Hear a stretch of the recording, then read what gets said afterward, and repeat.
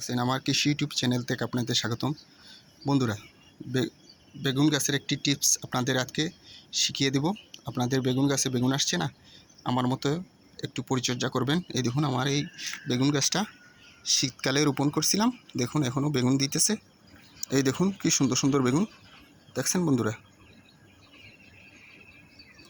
এই দেখুন আরও, এই দেখুন আরও দেখছেন, এই দেখুন আরও আপনাদেরকে দেখাই। এই দেখুন, এই দেখুন দেখছেন বন্ধুরা। আমার টিপসটা হলো কিচেন কম্পোস্ট তরল সার। এই দেখুন, আমি এই সারটা ব্যবহার করার কারণে দেখেন আমি এই গাছটা শীতকালে লাগাইছিলাম, এখনও পর্যন্ত ফল দিতেছে।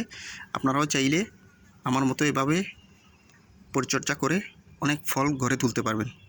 দেখুন বন্ধুরা, দেখছেন কিচেন কম্পোস্টটা আমরা যে সবজি খাই, সবজির বাদা একটি বালতির মাঝে 4-5 দিন রেখে ওই পানিটা ছেঁকে আপনারা গাছের একটু দূরে দূরে দিয়ে দিবেন।